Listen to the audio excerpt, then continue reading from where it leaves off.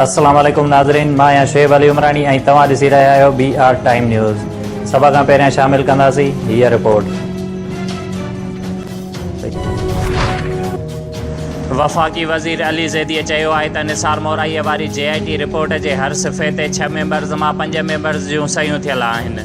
Report जे आख़िरी सिफ़े ते 6 मां 4 मेंबर्स जूं सयूं थियल आहिनि। पंहिंजे ट्वीट में अली ज़ैदीअ चयो त उज़ैर बलोच जी JIT रिपोर्ट ते बि 6 मां 4 मेंबर्स जूं सयूं थियल आहिनि, पर पीपल्स पार्टी उन खे शकी करार ॾेई रही आहे। चीफ जस्टिस खे उन मामले जो पाण मुरादो नोटिस वठणु घुरिजे।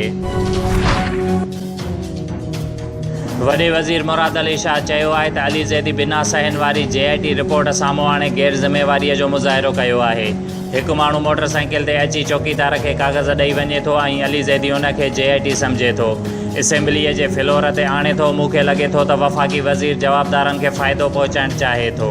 इस्लामाबाद में मीडिया सां ॻाल्हाईंदे वॾे वज़ीर मुराद अली शाह चयो त समूरियूं JITs घरू खाते जे वेबसाइट ते रखियल आहिनि ऐं केस अदालत में हली रहिया आहिनि। जेकॾहिं कंहिं ते ॾोह साबित थियो त कानून हरकत में ईंदो। पीपल्स पार्टीअ खे ज़ियाल हक़ ऐं मुशर्रफ ख़तमु न करे सघिया त ही केरु आहिनि। मुल्क में तालीमी इदारा सेप्टेंबर जे पहिरें हफ़्ते खां SOPs तहत खोलण ते इतफ़ाक़। तालीम वारे वफ़ाक़ी वज़ीर शफ़क़त महमूद जी सदारत हेठि इजलास में चइनी सूबनि जे तालीम वारे वज़ीरनि वीडियो लिंक ज़रिए शिरकत करे पंहिंजूं तजवीज़ूं पेश कयूं। वफ़ाक़ी तालीम वारे वज़ारत पारां कुझु मदरसनि ऐं यूनिवर्सिटीज़ खे SOPs तहत इम्तिहान वठण जी इजाज़त ॾियण जो बि फ़ैसिलो। पीपल्स पार्टी अॻवान मौला बख़्श चांडियो चयो आहे त नामालूम माण्हुनि ऐं माफ़िया जे सहूलतकार हुकूमत वाउखी थी चुकी आहे। कोरोना वबा दौरान अवाम खे महांगाईअ जे चकीअ में पीअंदड़ हुकूमत ड्रामा करे रही आहे ऐं माफ़िया हुकूमत जी सहूलतकारी ज़रिए अवाम खे ॿिन्ही हथनि सां फुरे रहिया आहिनि। भान सईदाबाद होटल ते नामालूम हथियारबंदनि हमिलो करे फायरिंग करे लाशारी बिरादरीअ जे 3 माण्हुनि खे ज़ख़्मी करे विधो, जिन में यासीन, गुलज़ार ऐं ग़ुलाम रसूल ॿुधाया पिया वञनि, जिन खे नाज़ुक हालत में हैदराबाद अस्पताल मुंतक़िल कयो वियो।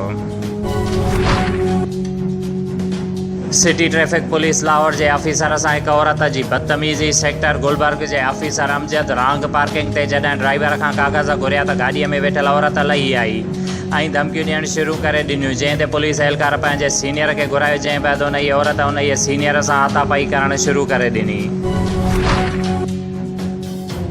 पब्लिक हेल्थ डिपार्टमेंट नौशर फ़िरोज़ जी नाअहली बरसातुनि खां अॻु ड्रेनेज जी खाटी न थी सघी। बरसातुनि में शहर ॿुॾण जो ख़तरो। दरिया ख़ान मरीअ में ड्रेनेज नालनि जी खाटी न थी सघी आहे।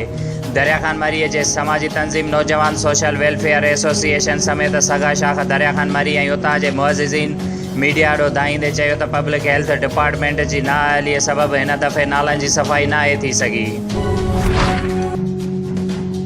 कराची लांडी नंबर 4 जी हद में फायरिंग दौरान 2 ॼणा ज़ख़्मी, जिन जी सुञाणप मोहम्मद ज़हीर ऐं आमिर जे नाले सां कई वई आहे। वाक़े जे बाबति लुटमार जी वारदात ॿुधायो पियो वञे, जंहिं जे बारे में लांडी पुलिस जांच करे रही आहे। Karachi Firozabad model station police औरत खां फुर करण वारनि 2 जवाबदारनि खे गिरफ़्तार करे वरितो, जंहिं ते जवाबदारनि एतिराफ़ कयो त 3 खां वधीक हू अॻु बि अहिड़े क़िस्म जूं वारदातूं करे चुका आहिनि।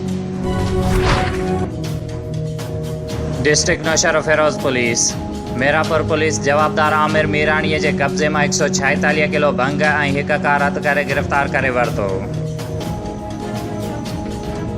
शुएब अली उमराणीअ खे ॾींदा इजाज़त। वधीक ख़बरुनि ऐं अपडेट्स लाइ ॾिसंदा रहो BR टाइम न्यूज़।